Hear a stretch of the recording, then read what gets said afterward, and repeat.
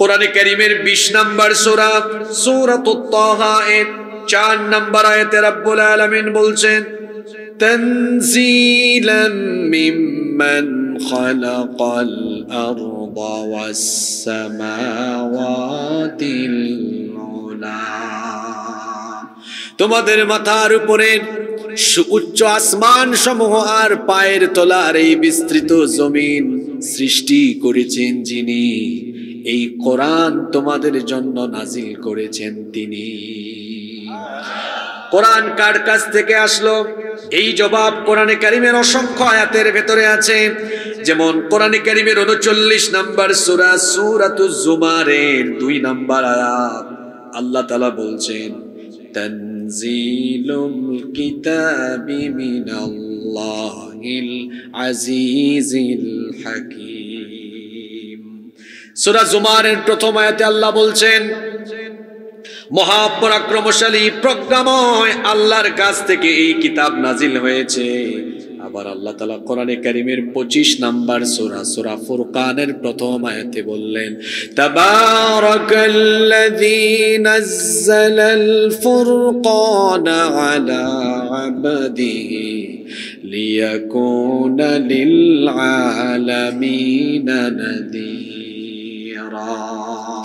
বরকতময় সেই সুবহান সত্তা যিনি তার বান্দার উপরে ফুরকান অর্থাৎ সত্য মিথ্যার পার্থক্যকারী হিসেবে কোরআন নাজিল করেছেন, যাতে তিনি তোমাদেরকে সতর্ক করে দিতে পারেন। কোরআনের 1 নম্বর হক হলো এই বিষয়ের উপর ঈমান আনা। এটা আলেম ওলামাদের লেখা কোনো কিতাব নয়, এটা কারো বানানো কোনো কিতাব নয়, বরং এই মহাবিশ্বকে সৃষ্টি করেছেন যিনি, কোরআন নাজিল করেছেন তিনি। এই কোরআনের উপর ঈমান এনে এই বিশ্বাস স্থাপন করতে হবে এটা শুধুমাত্র ধর্মীয় জ্ঞানের কোনো কিতাব নয়, বরং জ্ঞান বিজ্ঞানে পরিপূর্ণ এক পূর্ণাঙ্গ হেদায়েতের কিতাব। এই কিতাবের ভেতরে সব আছে, আপনার জীবনে যা দরকার সবই কিতাবের ভেতরে আছে না নাই?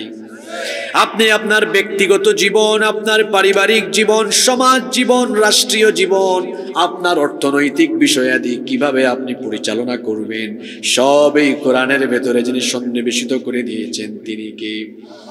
ঈমান আনার ভেতরে কোনো সন্দেহ থাকা যাবে না। আমার এই বাংলাদেশের 90% মুসলমানের মধ্যে অসংখ্য মুসলমান আছে, এরা কোরআনের কিছু আয়াতের ব্যাপারে সন্দেহ পোষণ করে। বলবেন হুজুর কি করে সন্দেহ পোষণ করে? তারা ধর্মীয় ক্ষেত্রে কোরআন মানে, কিন্তু পরিবার, সমাজ, রাষ্ট্র প্রতিষ্ঠায় কোরআনের হুকুম তো নিজে মানে না, মানতে চায় না, বরং যারা প্রতিষ্ঠা করতে চায় তাদের বিরুদ্ধে তারা মোকাবেলা করে প্রতিবন্ধকতা সৃষ্টি করে। এমন মানুষ সোনার বাংলাদেশে নাই। সে আল্লাহ বলছেন এই ধরনের ভেজাল ঈমানদার হলে চলবে না।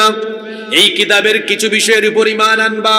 কোরআনে নামাজের কথা বলা হয়েছে, তুমি নামাজের বিষয়টা মানবা। কোরআনের ন্যায় বিচার কিভাবে করতে হয় সেটা বলা আছে, সেটা তুমি মানবা না। কিভাবে রাষ্ট্র চালাতে হয় সেই ফর্মুলা কি কোরআনের ভেতরে নাই নাকি?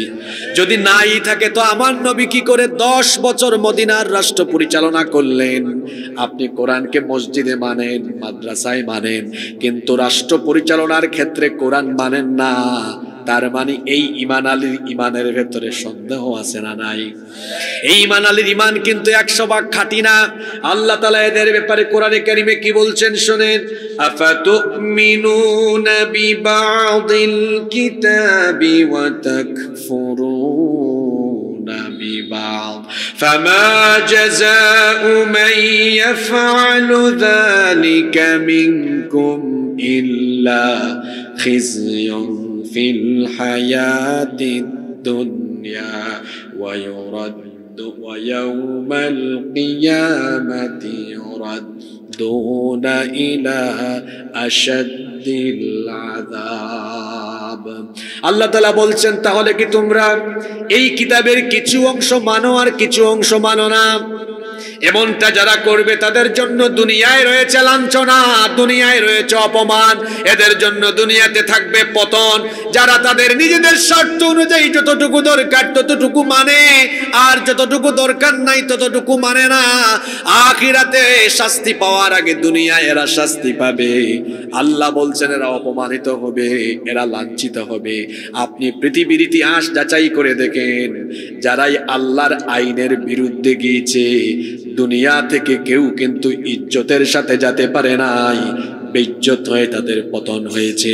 দেখেন আপনি সেই ফেরাউন থেকে নিয়ে, নমরুদ থেকে নিয়ে, আবু জাহাল, উতবা, সাইবা থেকে নিয়ে শুরু করে কিছুদিন আগে আমার দেশ থেকে যে ফেরাউন গেল, সবার ইতিহাস তালাশ করে দেখেন, কোরআনের আইনের বিরুদ্ধে, ইসলামের বিরুদ্ধে যুগে যুগে যারাই গিয়েছে, আখিরাতের শাস্তি পাওয়ার আগে জনগণের মানুষের চোখের সামনে তারা বেইজ্জত হয়ে তাদের অধপতন নিজেরা ডেকে এনেছে। কথা কি বোঝা যায়? আল্লাহই কথাই আয়াতে বলছেন, তুমি কিতাবের কিছু অংশ মানো আর কিছু অংশ মানো না, তোমাকে আখিরাতে আমি এমন সাইজ করব, ওই সাইজ করার আগে কিন্তু দুনিয়াতে তোমার সাইজ করব। আল্লাহ কি যুগে যুগে করেন নাই? জোরে বলেন, করেন নাই?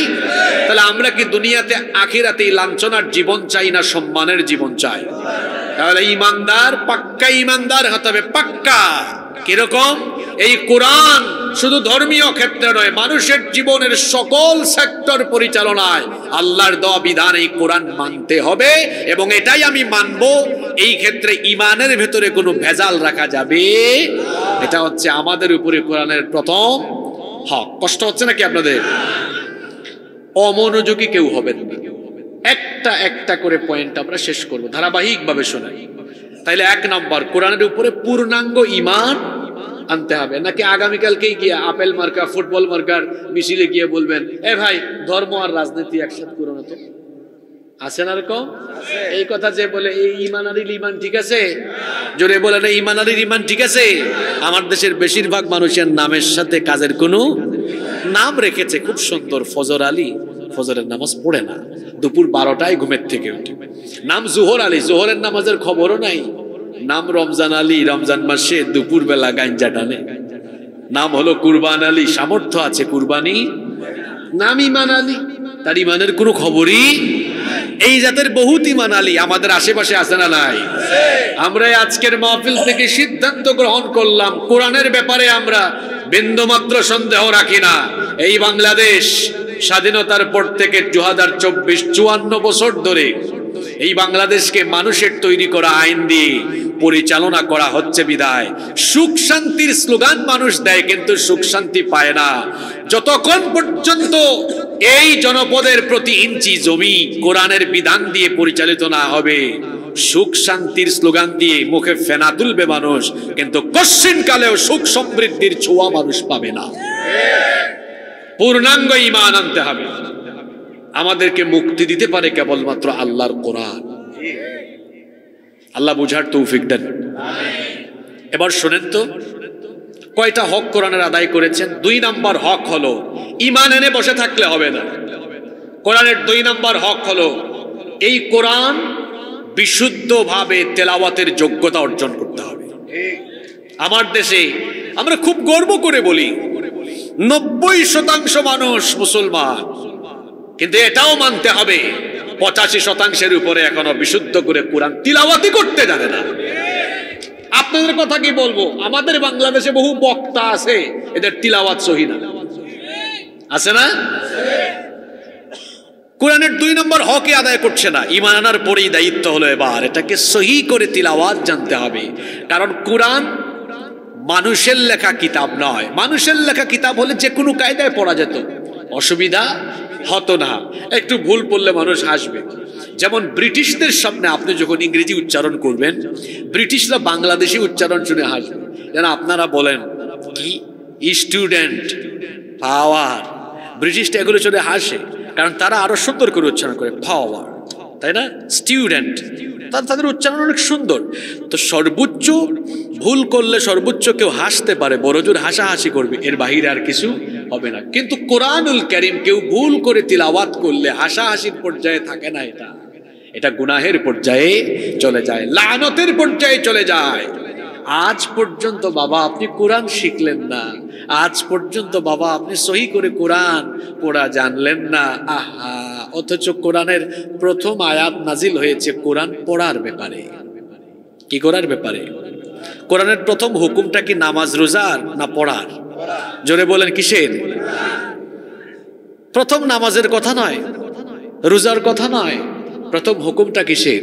পড়ার। তার মানে মুসলমান পড়াশোনা করবে, সে পড়াশোনা না করে কিসের মুসলমান হয়? আবার ওরা পড়াশোনা করতে হবে, কোরআন পড়তে হবে। তার মধ্যে প্রথমেই কোরআন বিশুদ্ধ করে তেলাওয়াত জানতে হবে। বিশুদ্ধ তেলাওয়াত না জানলে তো আমাদের নামাজও কি হয়ে যাবে? নষ্ট হয়ে যাবে। এই জন্য কোরআনে কারিমের প্রথম আয়াত ছিল ইকরা। এটা পড়ো। আর কেমনে পড়বেন? কোরআনের এক আয়াতের তাফসীর অন্য আয়াতে পাওয়া যায়। কি করে পড়তে হবে, কোন নিয়ম কানুন প্রয়োগ করে পড়তে হয়, আল্লাহ তাআলা কোরআনে কারিমের ৭৩ নম্বর সূরা সূরা মুজাম্মিলের ৪ নম্বর আয়াতে জানিয়ে দিলেন, ওয়ারাত্তিলিল কুরআনা তারতিলা। আল্লাহু আকবার। তারতিলের সাথে তাজউইদের নিয়ম কানুন প্রয়োগ করে তাহসিন, সুন্দর করে বিশুদ্ধভাবে কোরআন তেলাওয়াত করো। বিশুদ্ধভাবে কোরআন তেলাওয়াত করলে প্রত্যেকটা হরফে কমপক্ষে পাওয়া যায় ১০ নেকি। এটা আমাদের সবারই জানা কথা, কিন্তু অশুদ্ধ করে কোরআন তেলাওয়াত করলে সওয়াব তো হয় না, বরং উল্টা রুব্বা কারিউল কুরআনি ওয়াল কুরআনু ইয়ালানুহু।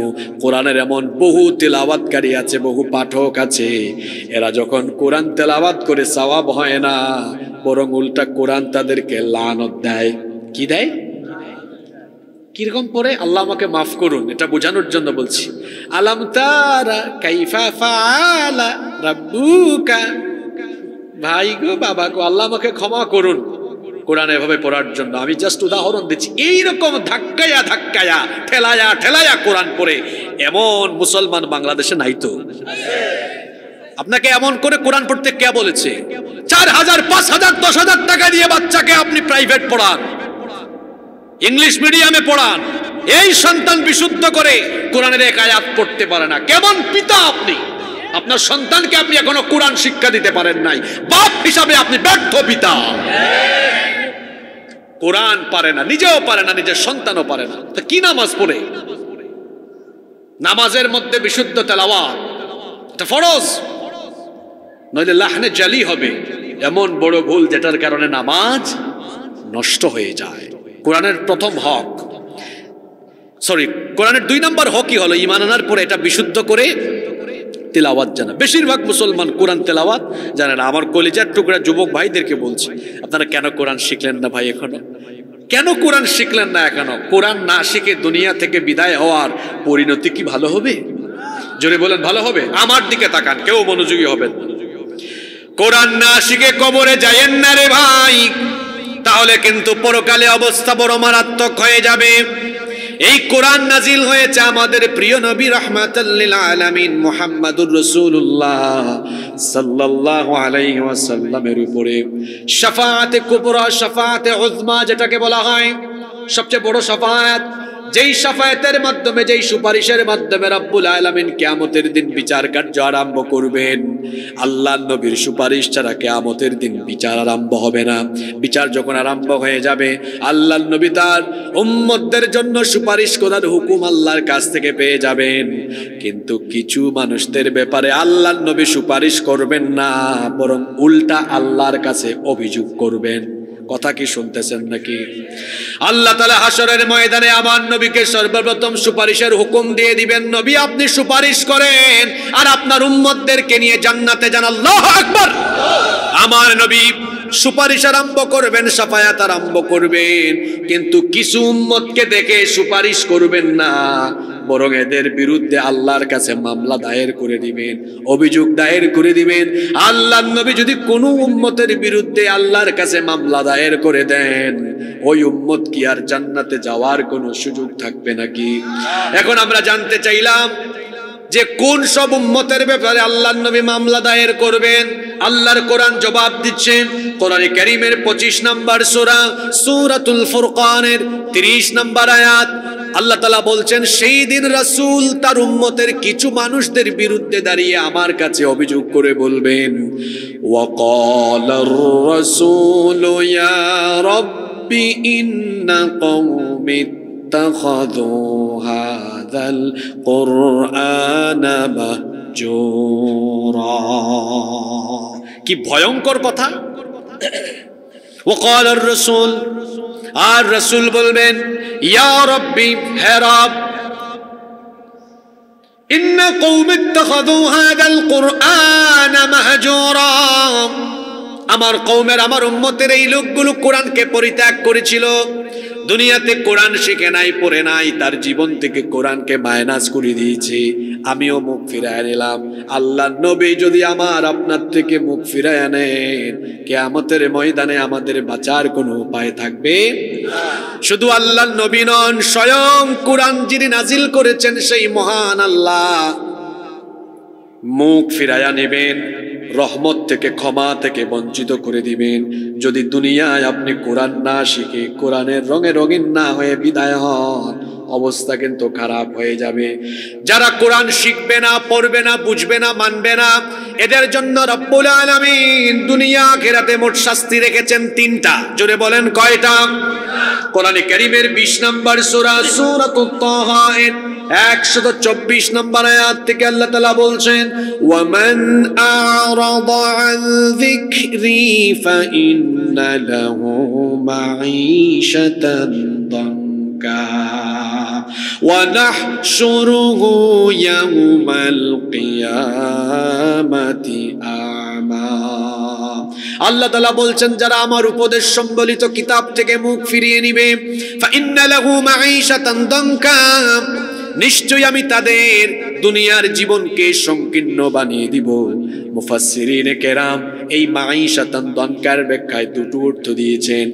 1 নম্বর অর্থ তারা দিয়েছেন, ওই ব্যক্তির জীবনের সুখ শান্তি কেড়ে নিয়ে আল্লাহ তার জীবনটাকে বিপন্ন বানিয়ে তুলবেন। বলেন তো, সুখ শান্তি দেওয়ার মালিক যিনি, গলার আওয়াজ বড় করে বলেন, তিনি কি? টাকা দিয়ে, পয়সা দিয়ে, ক্ষমতা দিয়ে সুখী শান্তি হওয়া যায় না। বহু টাকাওয়ালা, পয়সাওয়ালা মানুষের রাতের বেলা ঘুম আসে না। বহু ক্ষমতাশালী ব্যক্তি ক্ষমতার টেনশনে রাতের বেলা ঘুমাতে পারে না। আবার দেখবেন অনেক গরিব মানুষ ঘুমাইতে পারে, রহমত থাকলে ঘুমানো যায়। সারাদিন ভ্যান চালায়, রিক্সা চালায়। আমার রিক্সা চালক ভাই মাগরিবের নামাজের পরে খুব বেশি কিছু না, আলু ভর্তা, ডাল ভাত খেয়ে তারপরে যখনই বিছানায় পিঠ লাগায়, নাক টাকায় একদম ঘুমাতে থাকে। ওনার ঘুম আছে, ক্ষমতাওয়ালার ঘুম নাই, টাকাওয়ালার ঘুম নাই।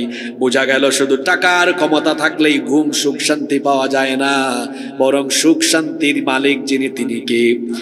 আল্লাহর এই আয়াত আপনি মানুষের জীবন আচরণের দিকে মিলিয়ে দেখেন তো দেখেন, যাদের জীবনে টাকা পয়সা, সুন্দরী বউ, নারী, গাড়ি, বাড়ি, ক্ষমতা থাকার পরেও যাদের জীবনে সুখ নাই, টেনশন আর টেনশন, গিয়ে দেখেন ওই ব্যক্তির জীবনে কোরআন নাই, শান্তি নাই, সুখ নাই। কারণ তার জীবনে কোরআন নাই, বিশুদ্ধ করে কোরআন পড়তে জানে না, কোরআন মানে না। আল্লাহ বলছেন 1 নম্বর শাস্তি হলো আমি তার জীবনের সুখ শান্তি কেড়ে নিব। মুফাসসিরিনে কেরাম মাঈশাতান দানকার 2 নম্বর ব্যাখ্যা দিয়েছেন, তার কবরের জীবনটাকেও যিনি সংকীর্ণ করে দিবেন, তিনি কি? এই কবর তো আমরা খনন করি 3.5 হাত, কিন্তু এই কোরআন বিরোধী লোকটার জন্য কবর আরো বেশি সংকীর্ণ হয়ে আসতে থাকবে। সংকীর্ণ হতে হতে, সংকীর্ণ হতে হতে কবরের 2 পাশের মাটি একসাথে মিশে যাবে। তার ডান পাশের পাঁজরকে বাম পাশের পাঁজরের মধ্যে এইরকম মাটির চাপে ঢুকিয়ে দেওয়া হবে। কবর সংকীর্ণ হয়ে গিয়ে যে ব্যক্তি কোরআন শিখে কবরে গেল, এইভাবে করে তার উপরে শাস্তি চলতে থাকবে। কার হুকুমে? ও আমার বাবারা, আমার কলিজার টুকরা ভাইয়েরা, কোরআন না শিখে কবরে যায়েন না। কবরের মাটি কিন্তু ভালো আচরণ করবে না। সেই কবর যে কোনো মুহূর্তে কবরের বাসিন্দা আমরা হয়ে যেতে পারি, কারণ আমাদের জীবন হলো এমন, এর নাই কোনো ওয়ারেন্টি, নাই কোনো গ্যারান্টি যে কোনো মুহূর্তে চলে যাব। খবরদার, কোরআন না শিখে কবরে যাওয়া যাবে না। এই যে শাস্তির কথা বলছি, 1 নাম্বার ওই ব্যক্তির জীবনের সুখ কেড়ে নেবেন কে? 2 নাম্বার তার কবরে আল্লাহ শাস্তি দিবেন।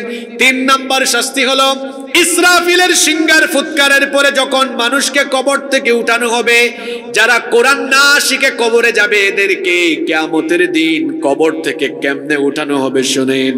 আল্লাহ পরের আয়াতে বললেন, ওয়া নাহশুরুহু ইয়াউমাল কিয়ামাতি আমা। 2 চক্ষুকে অন্ধ বানিয়ে দেওয়া হবে। অন্ধ অবস্থায় হাসরের অন্ধ অবস্থায় কবর থেকে যখন তাদেরকে তোলা হবে, এই মানুষগুলো তখন আল্লাহর কাছে অভিযোগ করে বলবে, ক্বালা রাব্বি লিমা হাশারতানি আমা ওয়া ক্বাদ কুনতু বাসীরা। হে রব, তুমি আমাকে অন্ধ করে দিয়ে কেন কবর থেকে তুলছো? দুনিয়ায় তো আমি অন্ধ ছিলাম না, চশমাও লাগতো না, চশমা ছাড়াই আমি খুব সুন্দর চোখে দেখতাম, কেন আমাকে আজ কবর থেকে অন্ধ অবস্থায় নিয়ে হাসরের মাঠে আমাকে তুলছো? আল্লাহ তাআলা তখন বলবেন, কাযালিকা আতাতকা আয়াতুনা ফানাসিতাহা ওয়া কাযালিকাল ইয়াউমা তুনসা। এই বান্দা, তুই তো দুনিয়াতে সব মনে রেখেছিস, আমার কোরআন যে শিখতে হবে এটা তো ভুলে গিয়েছিলি। তুই সব মনে রেখেছিস, আমার কিতাবকে ভুলে গিয়েছিস, আমার কিতাব পড়িস নাই। দুনিয়াতে থাকা অবস্থায় আমার কিতাব তুই যেভাবে ভুলে গিয়েছিলে, আজ হাসরের মাঠে তোর মতো গোলামকে আমি আল্লাহ ভুলে গেলাম। আহা, এই ব্যক্তির বাঁচার উপায় থাকবে কি আর বলেন? তার কাছ থেকে নবী মুখ ফিরিয়েছেন, আল্লাহ মুখ ফিরিয়েছেন, তাকে আর কেউ বাঁচাতে পারবে? হাসরের ময়দানের এই বেজ্জতি থেকে বাঁচতে চাই কি চাই না?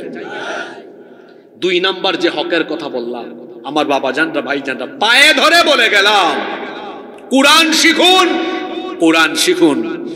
এই উলামা মাশায়েখ পরিষদকে আমি অনুরোধ করে যাব, আপনাদের ইউনিয়নে প্রত্যেকটি মসজিদে মসজিদে কোরআন প্রশিক্ষণ কেন্দ্র চালু করুন, যাতে করে মানুষেরা কোরআন শিখতে পারে। ওনারা যদি চালু করেন, কোরআন শিখবেন তো? কোরআন শিখবেন তো? হাতগুলো নামান, আল্লাহ কবুল করেন। বাকি পয়েন্টগুলো শোনার মতো ধৈর্য আপনাদের আছে? এটা তো 2 নাম্বার হকের কথা বললাম, মোট বলবো কয়টা? নাম্বার 3 নাম্বার কোরআনে কারীমের 3 নাম্বার হক হলো, আপনি তো কোরআন শিখেছেন, শিকার পরে বসে থাকা যাবে না। কোরআনের আরেকটা হক হলো প্রতিনিয়ত কোরআন তেলাওয়াত করা, কোরআন তেলাওয়াত শোনা। মুমিন ব্যক্তির স্বভাব হলো সে সব সময় কোরআন তেলাওয়াত করে, আর মুনাফিকের স্বভাব হলো সে কোরআন তেলাওয়াত থেকে নিজেকে সরিয়ে রাখে। কোরআন যত বেশি পারেন তত বেশি তেলাওয়াত করবেন, কারণ কোরআন তেলাওয়াত করলে অন্তরের সকল জং মরিচিকা যিনি দূর করে দেন, জোরে বলেন তিনি কে? মন খারাপ দেখবেন কোরআন তেলাওয়াত করে দেখেন টেনশন দূর হয়ে যাবে, অন্তরে প্রশান্তি নেমে আসবে, যার তরফ থেকে তিনি কে? আজ আমাদের ঘর বাড়িতে কোরআনের তেলাওয়াত কমে যাচ্ছে, এই জন্য আমাদের ঘরের ভিতরে শান্তি নাই। ঘরের ভেতরে কোরআনের তেলাওয়াত কমে গিয়েছে বলে ঘরের ভেতরে শয়তান বাসা বেঁধেছে, শয়তান আস্তানা বেঁধে ফেলেছে। আল্লাহর নবী বলেছেন, ঘরের ভেতর বেশি বেশি করে কোরআন তেলাওয়াত করো। লা তাজআলু বুয়ুতাকুম মাকাবির, তোমরা তোমাদের ঘরকে কবর বানিয়ে ফেলো না। ঘরের মধ্যে বেশি বেশি কোরআন তেলাওয়াত করো। বিশেষ করে আল্লাহর নবী সূরা বাকারার ফজিলত বলতে গিয়ে বললেন, যেই ঘরে সূরা বাকারা তেলাওয়াত হয় সেই ঘরে শয়তান থাকতে পারে না, সেই ঘর থেকে শয়তান পালিয়ে যায়। আমাদের ঘরে কোরআন তেলাওয়াত কমেছে বলে ঘরের মধ্যে শয়তানি বেড়ে গিয়েছে। এই জন্য ঘরের সকল শয়তানি নাপাকি দূর করতে হলে, অন্তরের সকল নাপাকি আর কলুষতা দূর করতে হলে প্রত্যেক দিন কোরআন তেলাওয়াত করার দরকার আছে না নাই? কোরআন তেলাওয়াতের আমলটা করে দেখবেন কত মজা লাগে, কত শান্তি লাগে। কোরআন তেলাওয়াত করলে বা শুনলে ঈমান যিনি বাড়িয়ে দেন তিনি কে? সে আল্লাহ বলছেন, ইন্নামাল মুমিনুনা আল্লাযীনা ইযা যুকিরাল্লাহু ওয়াজিলাত قلوبهم وإذا تليت عليهم آياته زادتهم إيمانا وعلى ربهم يتوكلون يتوكلون নিশ্চয়ই মুমিন তো তারা আল্লাহর সামনে আল্লাহর নাম উচ্চারণ হলে পরে আল্লাহর কথা বলা হলে পরে দিলকে প্রকম্পিত করে যারা মুমিন হলো তারা আল্লাহর আয়াতের তেলাওয়াত শুনলে পরে যাদের ঈমান আরো বেড়ে যায় তারা হলো মুমিন। তাহলে বোঝা গেল কোরআন তেলাওয়াত করলে বা শুনলে ঈমান যিনি বাড়িয়ে দেন, জোরে বলেন তিনি কি? 3 নম্বর হকের কথা বললাম, বেশি বেশি কোরআন তেলাওয়াত করবেন। আমাদের দিন আরম্ভ হবে ফজরের নামাজের মাধ্যমে, নামাজ শেষ করে তেলাওয়াত করার মধ্য দিয়ে দিন আমরা আরম্ভ করব। আগে আমরা ছোটবেলায় দেখতাম গ্রামের বাড়িতে দেখা যেত ঘরে ঘরে কোরআনের আওয়াজ শোনা যেত, তেলাওয়াত শোনা যেত ঘরে ঘরে। এখন ফজরের পরে নাক ডাকার আওয়াজ শোনা যায়, ঘুমাচ্ছে, ফজর নাই, তেলাওয়াত নাই। এমনকি ইসলাম বিরোধী আরেকটা চক্র মাথা চারা দিয়ে বাংলাদেশে উঠেছে। সকালবেলা আমি নিজেও ছোটবেলায় সাবাহি মক্তবে পড়াশোনা করেছি। সাবাহি মক্তব আমার বাংলাদেশে ছিল। এই সাবাহি মক্তবে যেন বাচ্চারা গিয়ে ছোটবেলায় কোরআন শিখে কোরআনমুখী হতে না পারে, অনেক এনজিও সংস্থা এবং ইসলাম বিরোধী চক্র এখন সকালবেলার স্কুল চালু করে দিয়েছে। আপনাদের এলাকায় আছে নাকি? এই টাঙ্গাইলে তামাশা শুরু করে দিয়েছে, চিন্তা করেছেন? সাবাহি মক্তব, এখানে আলেম ওলামাদেরকে জিজ্ঞেস করে দেখেন, চাচাদেরকে জিজ্ঞেস করে দেখেন, ওনারা ছোটবেলায় কিন্তু সাবাহি মক্তব পড়েছেন। শহর অঞ্চলে উঠে যাচ্ছি, গ্রামে গঞ্জেও এখন বিভিন্ন স্কুল খুলেছে, আনন্দ স্কুল, বেদনা স্কুল। আমি জানি না টাঙ্গাইলে আনন্দ স্কুল আছে কিনা, এখানেও আছে এই শয়তানি। ছোট্ট বাচ্চাদেরকে নাচ গানের মাধ্যমে তারা শেখায়। ছোট্ট বাচ্চাদেরকে নাচ গানে না শেখায়া আরো সুন্দর করে শেখানো যায় কি যায় না? কিছুদিন আগে ফেসবুকে ইউটিউবে একটা ইসলামী সঙ্গীত দেখলাম, যে গানে গানে বাচ্চাকে শেখাচ্ছে আলিফুন বা তা উনসা, শুনছেন কিনা আপনারা? বাচ্চারাও শিখতেছে কত সুন্দর করে। এই তিরিং বিরিং নাচে গানে শিক্ষা না দিয়েও সুন্দর করে শেখানো যায়, রাসূলুল্লাহর সুন্নতের মাধ্যমে শেখানো যায়, ঠিক কিনা? সচেতন হতে হবে। নতুন বাংলাদেশে ইসলাম বিরোধী কোন চক্রকে মাথা উঁচু করে দাঁড়ানোর সুযোগ আমরা দিব না। আচ্ছা, স্লোগান একটু কমায় দেন, আমার পয়েন্টগুলা শেষ করতে দেন, বহু দরকারি কথা আছে।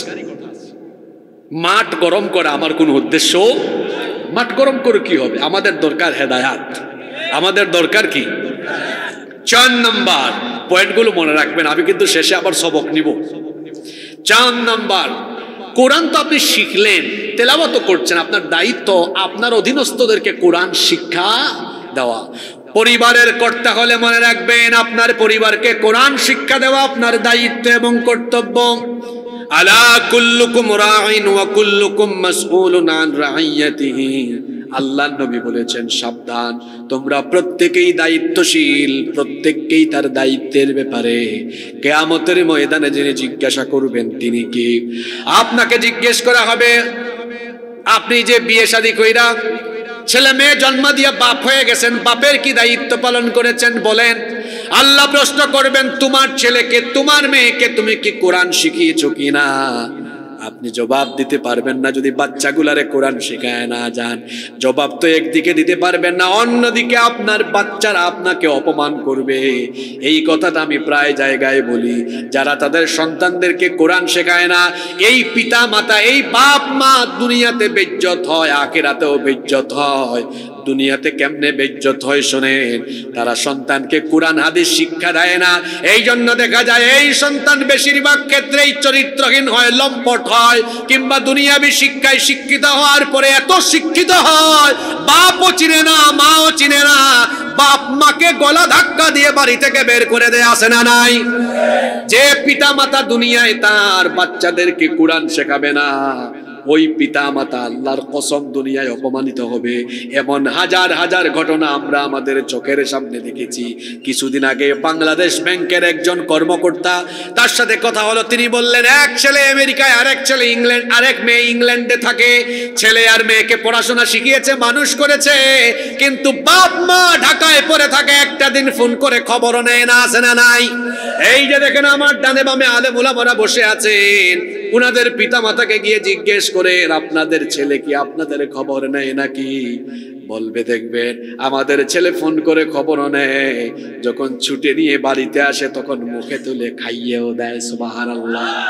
আপনি সন্তানকে কোরআন শেখান, দুনিয়াতে আপনি মর্যাদা পাবেন, সম্মান পাবেন, আখিরাতেও সম্মান পাবেন। আল্লাহ বলবেন কোথায়? কোরআনওয়ালা সন্তানদের পিতা মাতা কোথায়? উলবিসা ওয়ালিদাহু তাজাই ইয়াউমাল কিয়ামা। কোরআনওয়ালা সন্তানদের পিতা মাতাকে আল্লাহ কিয়ামতের দিন তাদের মাথায় নূরের মুকুট পরিধান করাবেন। আর অন্যদিকে যেই পিতা যেই মাতা তার বাচ্চাদেরকে কোরআন শেখালো না, ওই সকল সন্তানরা বলবে আল্লাহ আমার বাপ মা কোথায়, এদেরকে আমার সামনে আনো। আল্লাহ বলবেন তোর মাকে আর তোর বাপকে সামনে পাইলে তুই আজকে কি করবি? এই সন্তান তখন বলবে আল্লাহ একটু এর সামনে এনে দেন, দেখেন কি করি। নাজআলহুমা তাহতা আকদামিনা লিয়াকুনা মিনাল আসফালিন। আমাদের সামনে দেন না, আমার বাপের বুকের উপরে পাড়া দিব, আমার মায়ের বুকের উপরে পাড়া দিয়ে এদেরকে বেইজ্জত করব হাসরের মাঠে। ইন্না লিল্লাহি ওয়া ইন্না ইলাইহি। এই বেইজ্জত আপনারা চান? এই বেইজ্জতি চান? সন্তানদেরকে সবার আগে ও আ ক খ এবিসিডি নয়, সবার আগে আলিফ বা তা থা শিক্ষা দিতে হবে। রাজি আছেন তো? 4 নাম্বার কোরআনের হক হলো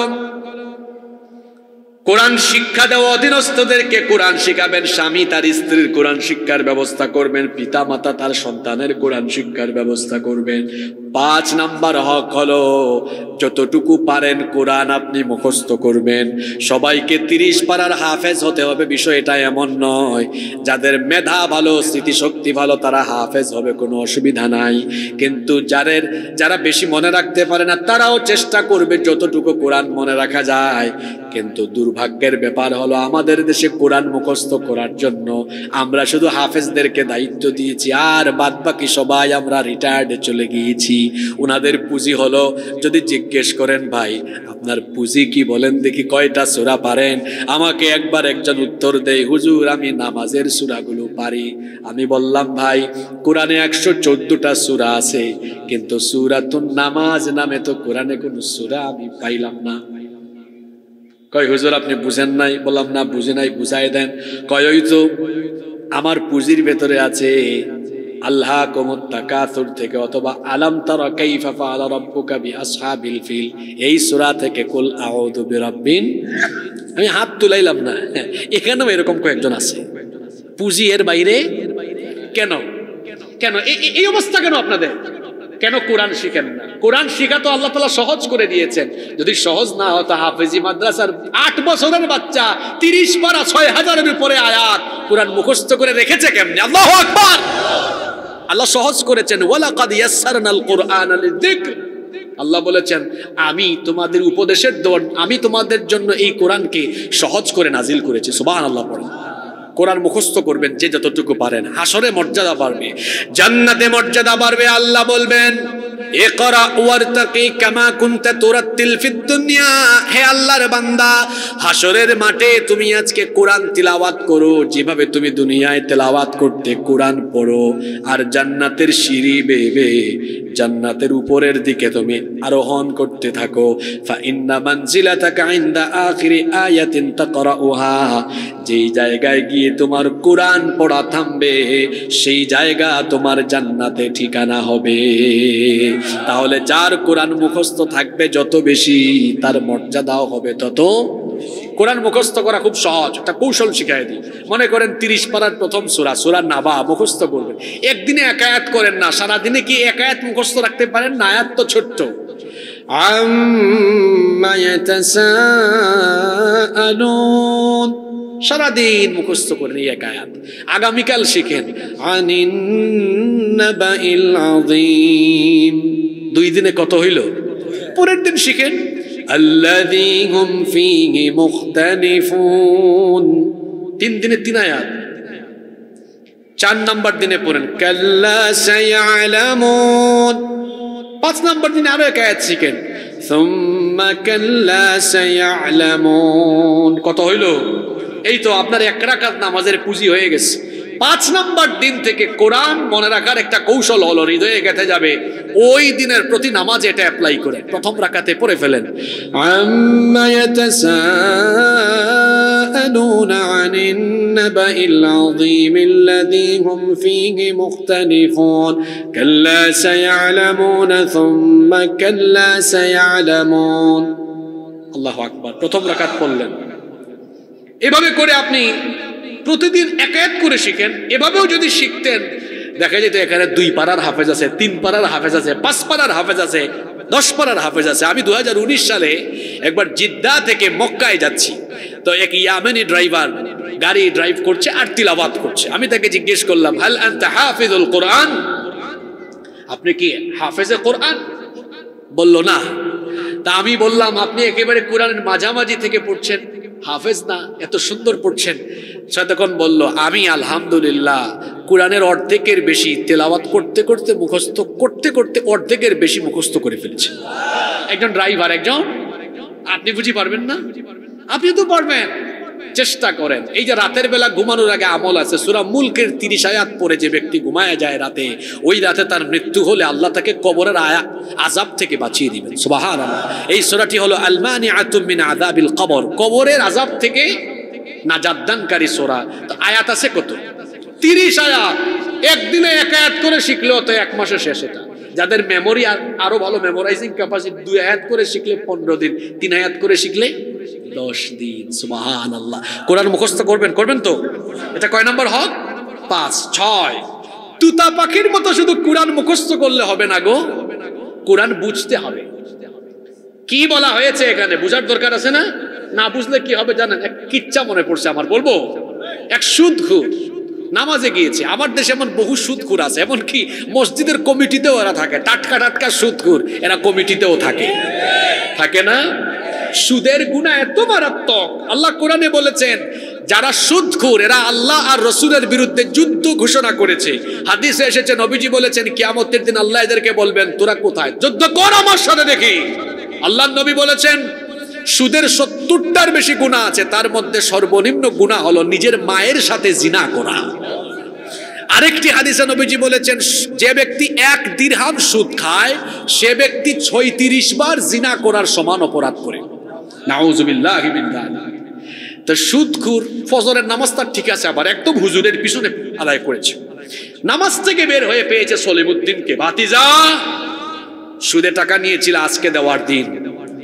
চাচা নামাজ থেকেই তো বের হয়েছেন, বাড়ি যান না, নিয়ে আসতেছি। চাচা সুদখোর হলে কি হবে? নামাজও ঠিক আছে, বাড়িতে এসে তিলাওয়াতও।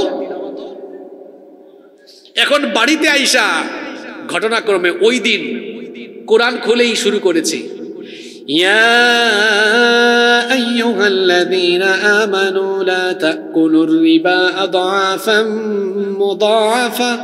আলেমরা আছেন, কিসের আয়াত? সুদের আয়াত। ওই আয়াত তিলাওয়াত করতেছে আর ওই সলিমউদ্দিন হাজির। কয় চাচা আসছি। এই ডিস্টার্ব করিস না, দেখোস না তিলাওয়াত করি, পকেটে ঢুকাই দিয়া চলে যা। এখানে এই চাচা পরে কিসের আয়াত? তিলাওয়াত করে কিসের আয়াত? সুদের আয়াত। খায় কি? জোরে বলেন, খায় কি? আমার দেশের বেশিরভাগ মুসলমানদের স্বভাব হলো এই, এরা কোরআন তেলাওয়াত করে ওয়াজ মাহফিলেও যায় কিন্তু হারাম খায়, অন্যায় করে, অপকর্ম করে, কারণ কোরআন পড়ে কিন্তু বুঝে না। কোরআন শুধু পড়ার জন্য আসে নাই গো, এটা বুঝতে হবে। আল্লাহ জিজ্ঞেস করছেন, আফালা ইয়াতাদাব্বারুনাল কুরআন আম আলা কুলুবিন আকফালুহা। আল্লাহ বলছেন তাদের কি হলো, কেন তারা কোরআন নিয়ে একটু চিন্তা করে না, গবেষণা করে না, বোঝার চেষ্টা করে না? তাহলে কি তাদের অন্তর তালাবদ্ধ হয়ে গিয়েছে নাকি? আপনার বাড়িতে যদি আজকে সুপ্রিম কোর্ট থেকে একটা চিঠি আসে, চিঠিটা ইংরেজি লেখা, এখন সুপ্রিম কোর্টের চিঠি পাওয়ার পরে তো টেনশন লাগবে, মামলাও তো হইতে পারে, কোনো নোটিশও হতে পারে। ইংরেজি পড়তে না জানলে যে ইংরেজি জানে তার কাছে নিয়ে যাবে কি যাবে না? তো একটা চিঠি ইংরেজি ভাষায় লেখা বুঝেন না বলে ভয়ের ঠেলায় আপনি আরেক বাড়িতে গিয়ে আরেকজনের কাছে যদি বুঝতে পারেন, আল্লাহ তো একটা মেসেজ দিলেন, কোরআন দিলেন, এটা আপনি বুঝেন না। বুঝার জন্য কই দিন কার কাছে গিয়ে বুঝার চেষ্টা করেছেন? এখন তো বাজারের মধ্যে বাংলায় অনুবাদ করা তাফসির সহ অনেক কোরআনের কপি পাওয়া যায়, অন্তত 1-2 সেট কোরআন কি কিনে আপনি রাখতে পারেন না? 1-2 সেট তাফসির বাসায় কিনে রেখে দেন। তাফহিমুল কোরআন আছে, জিলালুল কোরআন আছে, তাফসির ইবনে কাসির আছে, মারিফুল কোরআন আছে, এইগুলো রেখেন। তাফসিরে জালালাইনও আছে। এই তাফসিরের যে কোনো 1-2টা সেট আপনি ঘরে রাখেন, নিজেও পড়েন, দেখেন আপনার জীবনটা কোথায় গেল। আল্লাহ কিন্তু প্রশ্ন করবেন, আজকে বলে গেলাম আল্লাহ প্রশ্ন করবেন, জবাব দেওয়ার সুযোগ থাকবে না। 60 বছর হায়াত পাইলেন, একটু ক্যালকুলেটর মারেন। আসেন আজকে আপনাদেরকে নিয়ে মাহফিলে আমি হিসাব লাগায় দেই, হিসাব লাগায় বুঝায় দেই কেমনে আল্লাহ আপনাদেরকে কিয়ামতের দিন ধরা খাওয়াবেন। আপনি যদি প্রত্যেক দিন কোরআনের আয়াত মাত্র 10 আয়াত যদি পড়েন, কয় আয়াত? ব্যাখ্যা সহ 10 আয়াত দেখে দেখে পড়তে সময় লাগবে পরজুর 15 থেকে 20 মিনিট। প্রতিদিন যদি 10 আয়াত পড়েন, 365 দিনে হয় 3650 আয়াত। তার মানে হলো বছরে হয়ে যায় 7300 আয়াত। তার মানে বোঝা গেল 2 বছরও লাগে না, 1 বছর 10 মাসে। আমি ধরে নিলাম 2 বছর, 2 বছরে দেখা যাবে পুরা কোরআন একবার অর্থ সহ বুঝে পড়া একবার খতম হয়ে যাবে। আল্লাহ যদি বলেন, কি রে সলিমউদ্দিন কসিমউদ্দিন, 60 বছর তুই আমার নেয়ামত খাইলি, কিন্তু আমার কিতাব মাত্র 30 পারা, একবার ব্যাখ্যা আচ্ছা বাদ দিলাম, বুঝার স্বার্থে বললাম, একবার কি অনুবাদ সহ খতম করলি না? জবাব দেওয়া যাবে? জবাব দেওয়া যাবে? আজকে ওয়াদা করেন এখানে বসে প্রতিদিন 10 আয়াত করে কোরআন অর্থ সহ বাড়িতে পড়বেন। রাজি আছেন? রাজি আছেন? এটা হলে কি হবে জানেন? আমার দেশে বহু আলেম উলামাও আছেন, কোরআনের আলোচনা যখন করেন মজা পাবেন শুনতে, কারণ আপনি তো এগুলো বাড়িতে পড়েন। আবার কিছু বক্তা আছে দেখবেন উঠে কোরআনে ভুল তর্জমা করে, আপনি তখন ধরতে পারবেন, ধরতেও বাড়িতে পড়বেন। রাজি আছেন তো সবাই? আচ্ছা, তাহলে কয়টা বললাম? 6টা। এই বাকি 3টা পয়েন্ট খুবই গুরুত্বপূর্ণ। আপনারা 10-12 মিনিট মনোযোগী থাকতে পারবেন তো? জানি কষ্ট হচ্ছে, আপনাদের কষ্ট হচ্ছে, আমি একটু দেরি করে ফেললাম। দেরি তো আমি করি নাই, আমি জানতাম না গাজীপুরের রাস্তা বন্ধ। গাজীপুরের রাস্তা বন্ধ, সব গাড়ি বের হচ্ছে সাভার দিয়ে। তো এক রাস্তা দিয়ে গাড়ি বের হলে কি ঠেলা হইতে পারে ওই রাস্তায়, বুঝতেছেন আপনারা? প্রচন্ড জ্যাম, জেমে জেমে জেমে জেমে এখানে এসে পৌঁছেছে। তারপরেও যে আল্লাহ এই সুযোগ তৈরি করে দিয়েছেন, আল্লাহর শুকরিয়া জানাচ্ছি। যদি এরপরেও মনে কষ্ট পেয়ে থাকেন, আমাকে ক্ষমা সুন্দর দৃষ্টিতে দেখবেন। এরপরে 7 নাম্বার হক হলো কোরআন অনুযায়ী আমল করা। কোরআন অনুযায়ী কি করা? কোরআনে যা বলা আছে তা করা। এটা হলো কোরআনের 7 নাম্বার হক। কোরআনে 5 ওয়াক্ত নামাজ কায়েম করার কথা বলা হয়েছে। এই আমল আপনার মধ্যে থাকতে হবে। সুদ ছেড়ে দিতে হবে, সুদ ছেড়ে দিতে হবে। কোরআনে আছে অন্যায় ছাড়তে হবে, অন্যায় ছেড়ে দিতে হবে। পাপাচার ছেড়ে দিতে হবে, পাপাচার ছেড়ে দিতে হবে। এইভাবে কোরআনে যত হুকুম আছে সব হুকুমগুলোকে মানতে হবে। এই যে আমাদের বাড়িতে এখন কোরআন আছে, এটা হলো প্রিন্ট করা কোরআন। আমাদের মা আম্মা জান আয়েশা রাদিয়াল্লাহু আনহাকে জিজ্ঞেস করা হলো, রসুলের চরিত্র সম্পর্কে একটু ওয়াজ শোনান, একটু নসিহত করেন, আমাদেরকে ওয়াজ করেন, নবীদের চরিত্র কেমন ছিল আমরা একটু শুনি। আম্মা জান আয়েশা রাদিয়াল্লাহু আনহা বলেন, আমার ওয়াজ করার দরকার নাই, বাড়িতে গিয়ে কোরআন পড়ো, কারণ কোরআন যেমন আমার নবীর চরিত্র হলো তেমন। কানা খুলুকুহুল কোরআন, আমার রসুলের চরিত্র কোরআন, কোরআন যেমন রসুল তেমন। সুবহানাল্লাহ। কোরআনের মিনাল বিদায়া ইলান নিহায়া, স্টার্টিং টু এন্ডিং পর্যন্ত কোরআনে যা আছে আমার নবীর বাস্তব জীবনে তা আছে। সুবহানাল্লাহ। এক একজন সাহাবীর এক একটা সূরা পড়তে সময় লেগেছে, কোন কোন সাহাবীর 5 বছর 6 বছর। কেন? ওই সূরা প্রতিটা আয়াত পড়েছে আর প্রতিটা আয়াত জীবনে আমল করেছে। সুবহানাল্লাহ। এভাবে আমরাও কোরআন অনুযায়ী আমল করতে হবে। এটা কোরআনের 7 নম্বর হক। 8 নম্বর কোরআনের হক হলো আপনি কোরআন পড়েন, বুঝেন, একাকী আমল করেন, একা একা জান্নাত তালাশ করলে হবে। এবার এই কোরআনের দাওয়াত নিয়ে চতুর্দিকে ছড়িয়ে পড়তে হবে, দাওয়াতি কাজে শামিল হয়ে যেতে হবে, দাওয়াতি দল তৈরি করতে হবে। আল্লাহ বলেছেন, ওয়ালতাকুম মিনকুম উম্মাতুন ইয়াদউনা ইলাল খায়রি ওয়া ইয়ামুরুনা বিল মা'রুফি ওয়া ইয়ানহাউনা আনিল মুনকার ওয়া উলাইকা হুমুল মুফলিহুন। আর তোমাদের মধ্যে এমন একটি দল হয়ে যাওয়া উচিত, এমন একটি দল থাকা উচিত যারা মানুষকে কল্যাণের দিকে আহ্বান করবে, সৎ কাজের আদেশ দিবে, অসৎ কাজ থেকে নিষেধ করবে। কোরআনের ফর্মুলার দিকে মানুষকে আহ্বান করবে। আমার নবী শুধু কোরআন নাজিল হওয়ার পরে কোরআনের উপর আমল করে বসে থাকেন নাই, তার নবুয়তের সুদীর্ঘ 23 বছরের জিন্দেগিতে এই কোরআনের বিধান প্রতিষ্ঠার জন্য সর্বত্র কোরআনের দাওয়াত তিনি ছড়িয়ে দিয়েছেন। সাহাবায়ে কেরামও তাই করেছেন। এই জন্য আমাকে আপনাকে সবাইকে দাওয়াতি আন্দোলনে শামিল হয়ে যেতে হবে। কিরকম দাওয়াত হবে?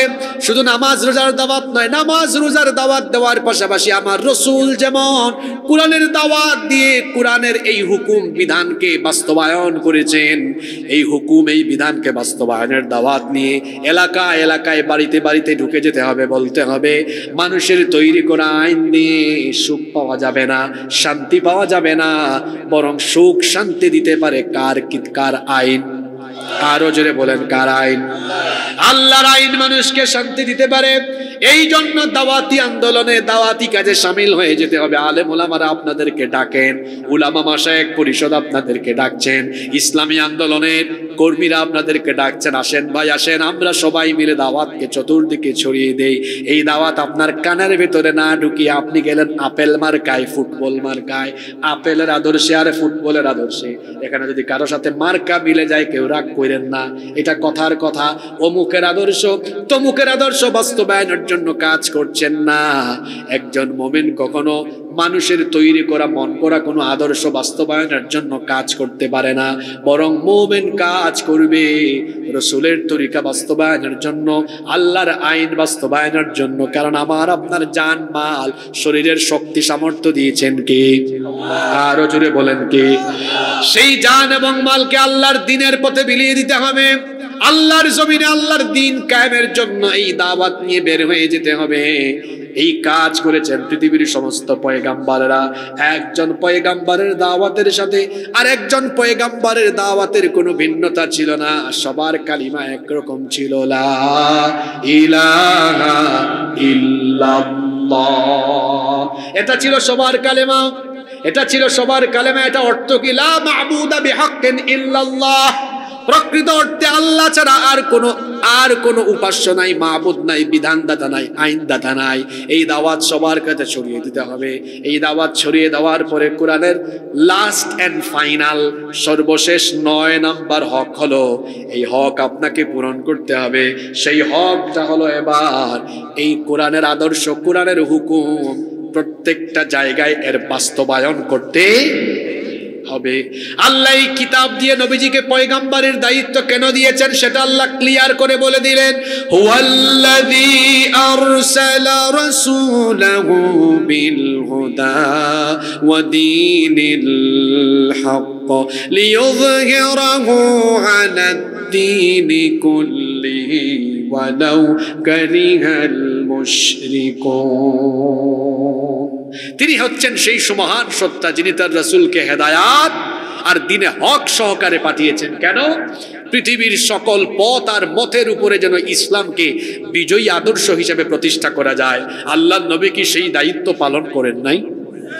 বিদায় হজের দিন সাহাবীদেরকে বলেছিলেন, আমি কি আমার দায়িত্ব কমপ্লিট করেছি?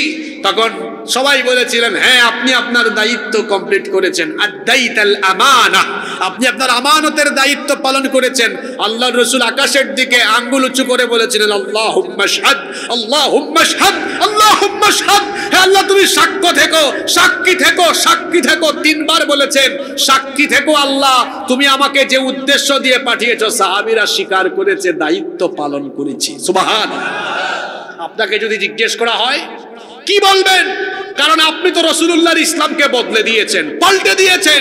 আমার রাসূলের যুগে ইসলাম ছিল মসজিদের ইমাম যিনি, সমাজের ইমাম তিনি, আর রাসূলুল্লাহর যুগের ইসলামকে বদলে দিয়ে আপনি এখন মসজিদের ইমাম বানিয়েছেন ভালো মানুষকে, আর সমাজের ইমাম বানিয়েছেন চোর আর ডাকাতকে। এই ইসলাম আপনার বানানো নতুন ইসলাম, এটা রাসূলুল্লাহর ইসলাম নয়। আল্লাহর নবী মসজিদ পরিচালনা করেছেন, আর মদিনা চালানোর দায়িত্ব আবু জেহেলের মতো শয়তানকে দেন, আবু লাহাবকে ডেকে এনে দেন নাই। আব্দুল্লাহ বিন উবাই বিন সুলুল, যার মাধ্যমে মুনাফিকদের গোড়াপত্তন হয়, সে মুনাফিকি করেছে কেন জানেন? রাসূলের সিরাত গিয়ে পড়বেন, ক্ষমতার কারণে এই মুনাফিক গোষ্ঠীর উদ্ভব হয়। কারণ আউস এবং খাজরাজ গোত্র সবাই প্রায় মেনে নিয়েছিল আব্দুল্লাহ বিন উবাইকে তারা নেতৃত্বে বসাই দিবে। এমন টাইমে আউস খাজরাজের লোকেরা ইসলাম কবুল করে নবীজিকে মদিনায় আসার আমন্ত্রণ জানালো। আর আল্লাহর হুকুম পেয়ে নবীজি হিজরত করে মদিনায় আসলেন।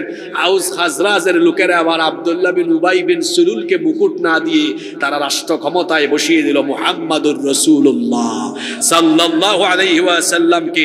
সূরা মুনাফিকুন পড়বেন। সূরা মুনাফিকুন প্রথম আয়াতে আল্লাহ বলেছেন, ইযা জাআকাল মুনাফিকুনা ক্বালু নাশহাদু ইন্নাকা লারাসূলু ওয়াল্লাহু ইয়ালামু ইন্নাকা লারাসূলু ওয়াল্লাহু ইয়াশহাদু ইন্নাল মুনাফিকিনা লাকাযিবুন। আল্লাহ তাআলা বলছেন, নবী মুনাফিকরা এসে বলে, আমরা সাক্ষ্য দিচ্ছি আপনি আল্লাহর রাসূল। আপনি বলেন আমি আল্লাহ জানি আপনি আমার রাসূল। তাদেরকে বলেন আমি সাক্ষ্য দিচ্ছি এরা যা বলে তা মিথ্যা। কারণ এরা দেখে যে চারপাশের সবাই ঈমান এনে ফেলেছে, এখন নিজের গা বাঁচানোর জন্য আর নিজে একটু সুন্দরভাবে চলার জন্য মুখে মুখে ঈমানের ঘোষণা দিয়েছে, অন্তরে অন্তরে এরা নিফাকের রোগে আক্রান্ত হয়েছে। কেউ না জানলেও জানেন কে? আব্দুল্লাহ বিন উবাই বিন সুলুল ক্ষমতার কারণে, ক্ষমতা না পেয়ে সে তার সাঙ্গপাঙ্গদেরকে নিয়ে মক্কায় মুনাফিকির গোড়াপত্তন করেছিল।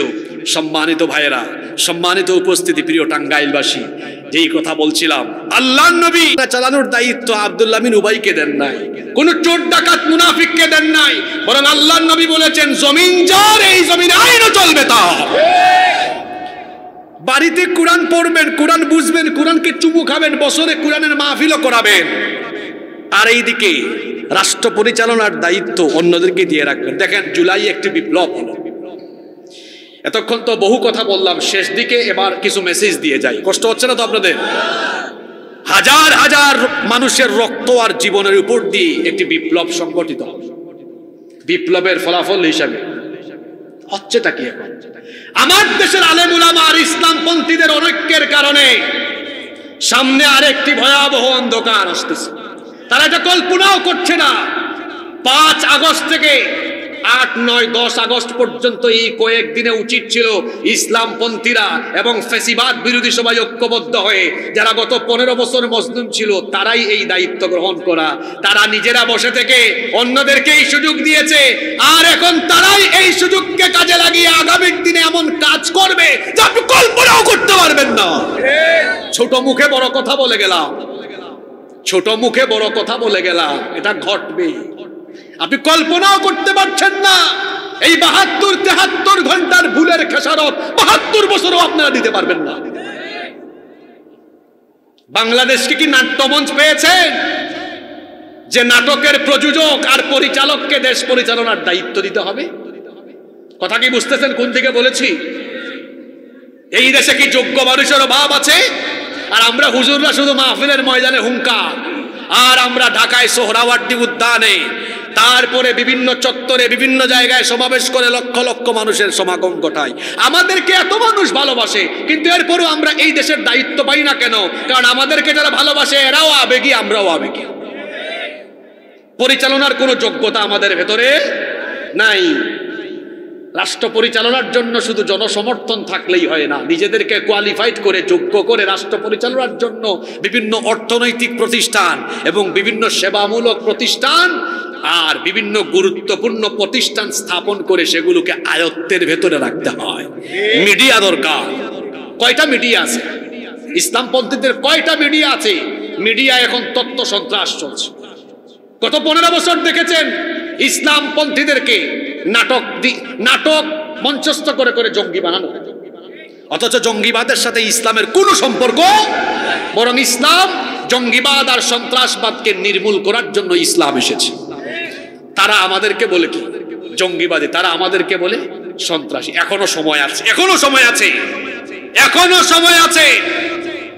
বাংলাদেশকে পরিবর্তনের জন্য সবাই স্লোগান দেয়, উই ওয়ান্ট জাস্টিস। এই জাস্টিস মানুষের তৈরি করে আইন দিয়ে পাবেন? তো শুনেন কি হবে। আজকে আমি সুযোগ পেয়েছি, ক্ষমতা পেয়েছি, আমি একরকম আইন বানাবো, সংশোধন করব, সংস্কার করব। আগামীকাল উনি পেয়েছেন বা আগামী বছর উনি পাবেন, 5 বছর পর উনি পাবেন, উনি আবার এখানে হাত দিবেন। এজন্য বাংলাদেশের সংবিধান সংস্কার হতে হতে কতবার হয়েছে? 16 বার না 17 বার? হ্যাঁ, 17 বার। কোরআন নাই আমার সামনে, কোরআন নাই। আচ্ছা, কোরআন নাজিল হয়েছে 1500 বছর আগে, অ্যামেন্ডমেন্ট সংশোধনী হয়েছে কয়বার? জোরে বলেন কয়বার? আবু বকর খলিফা, তিনি চলে গেলেন রাদিয়াল্লাহু আনহু। পরবর্তী ওমর ইবনুল খাত্তাব রাদিয়াল্লাহু আনহু খলিফা, তিনি এসে কি আবু বকর রাদিয়াল্লাহু আনহু আইন বাতিল করে দিয়েছেন? আবু বকর রাদিয়াল্লাহু আনহু তো কোনো আইন জারি করেন নাই। রাসূলের যুগ থেকে 4 খলিফার যুগ, এরপরে পৃথিবীতে যত যুগে যুগে বিভিন্ন দেশে খিলাফতের ব্যবস্থা ছিল, সকল যুগে আইন কিন্তু একরকম ছিল। মনে করেন আজকে একজন সুযোগ পেয়েছেন মিস্টার এক্স, এখন মানুষ বলল শোনেন বাড়াবাড়ি করেন না, আপনি নিজে কিচ্ছু বানাইতে পারবেন, যেভাবে আল্লাহ দিয়েছেন ঠিক ওইভাবে। মিস্টার এক্স মারা গেলেন বা চলে গেলেন, যেটা হওয়ার হইল। 5 বছর 6 বছর পর মিস্টার ওয়াই বদলাতে পারবে কিছু? জোরে বলেন বদলাতে পারবে? এটা আপনাদেরকে বুঝাচ্ছি, বোঝাতে বোঝাতে আপনারা বুঝেন না। এটা মানুষের তৈরি করা আইন দিয়ে যতদিন পর্যন্ত কোনো রাষ্ট্র চলবে, এই রাষ্ট্র কোনোদিন উন্নতি হবে না। কারণ যে যখন ক্ষমতা আসবে ও ওই আইন পাল্টে দিয়ে নতুন আর এক আইন বানাবে। একমাত্র আল্লাহর কোরআনের আইন অপরিবর্তনীয়, এটাই পারে মানুষকে কল্যাণ দিতে, সুখ দিতে। এজন্য আল্লাহর কোরআনের আইন বাস্তবায়নের জন্য রেশারেশি ভেদাভেদ ভুলে গিয়ে এক কাতারে এসে সবাই আল্লাহর এই জমিনে, এই বাংলাদেশে কোরআনের আইন বাস্তবায়নের জন্য সবাই ঐক্যবদ্ধ হয়ে যেতে হবে। রাজি আছেন সবাই? রাজি আছেন সবাই? আল্লাহ আমাদেরকে বুঝার তৌফিক দেন। মোট কয়টা হকের কথা বললাম, একটু সবক নিয়ে নিই, দেখি কারা কারা মনে রাখতে পারলাম। কোরআনের 1 নাম্বার হক হলো পূর্ণাঙ্গ ঈমান আনা, সব সমস্যার সমাধান দিতে পারে। এসো কোরআনের ছায়া তলে সমবেত হই, এসো আল্লাহ রাসূলের অনুগত হই, এসো কোরআনের ছায়া তলে সমবেত হই। বলেন আমিন। 2 নাম্বার, এই কোরআন বিশুদ্ধভাবে শিখবেন তো আপনারা। এরপরে 3 নাম্বার কি বলেছি? কোরআন আপনার অধীনস্থদেরকে কোরআন বেশি বেশি তেলাওয়াত করা এবং শোনা। 4 নাম্বার অধীনস্থদেরকে কোরআন শেখানো। 5 নাম্বার যথাসাধ্য কোরআন মুখস্থ করার চেষ্টা করা। 6 নাম্বার কোরআন অনুযায়ী আমল করা। 7 নাম্বার বলেছি কোরআন বোঝার চেষ্টা করা। 8 নাম্বার বলেছি কোরআনের দাওয়াত নিয়ে ছড়িয়ে পড়া। 9 নাম্বার বলেছি কোরআনের হুকুম বাস্তবায়ন করা। এটা শুধু পরিবারে নয়, রাষ্ট্রেও বাস্তবায়ন করতে হবে। আমরা শেষ কথা বলে যাই, এই বাংলাদেশে 54 বছর ধরে দেখছি, আমাদেরকে স্বপ্ন দেখায়, আমাদেরকে সুযোগ দেন, আমরা আগামীতে গিয়ে বাংলাদেশ বদলে দিব। ওরা যখন সুযোগ পায়, যেই সুযোগ পেয়েছে, বাংলাদেশের মানুষকে বদলায় না, ওরা নিজেদেরকে বদলায়, নিজেদের জুতা বদলায়, নিজেদের কাপড় বদলায়, বাড়ি বদলায়, নিজেদের ভাগ্য বদলায়, বাংলাদেশের ভাগ্য আর বদলায় না। সব দেখে ফেলেছি আমরা, সব কিছু দেখা শেষ, বাকি আছে আল কোরআনের বাংলাদেশ। তো এইটার জন্য আপনারা ঠিক আছেন, আমরা হুজুররা ঠিক হইতে পারি। এই জন্য আজকে আমি এই আলেম ওলামাদের, এই ওলামা মাশায়েখদের, আমার শ্রদ্ধাভাজন ব্যক্তিবর্গ সবাই, আমি ওনাদের চেয়ে বয়সেও ছোট, ইলমের দিক থেকেও ছোট, আমি অনুরোধ করে যাব, আমরা কওমি, আলিয়া, হেফাজত, জামাত, চরমুনাই, খেলাফত, জমিয়ত, আমরা যত দলে বিভক্ত আছি, এগুলো খুব ছোট ছোট মতপার্থক্যের কারণে, অসুবিধা নাই। এই ছোট ছোট মতপার্থক্যগুলোকে আমরা ভুলে গিয়ে শুধু একটা উদ্দেশ্যে, আল্লাহর এই জমিনে আল্লাহর বিধান কায়েম হোক, এই উদ্দেশ্যকে সামনে রেখে আমাদের মাঝখানের অনৈক্যের দেওয়ালকে ভেঙে টুকরা টুকরা করে দিয়ে যদি আমরা সবাই এক টেবিলে আসতে পারি, এক টেবিলে আসার 1 ঘন্টার মধ্যে বাংলাদেশের মানুষ আলেমদের হাতে এই দেশের দায়িত্ব তুলে দেবে। 1 ঘন্টাও লাগবে না মনে হয়, 1 ঘন্টাও। আসেন আমরা আগে নিজেরা ঠিক হয়ে যাই, আমরা নিজেদের মধ্যেকার রেশারেশি সংকীর্ণতা আমরা আসেন ভুলে যাই, ভুলে গিয়ে আসেন আমরা সবাই ঐক্যবদ্ধ হয়ে যাই। আল্লাহ আমাদের সবাইকে ঐক্যবদ্ধ হওয়ার তৌফিক দান করে।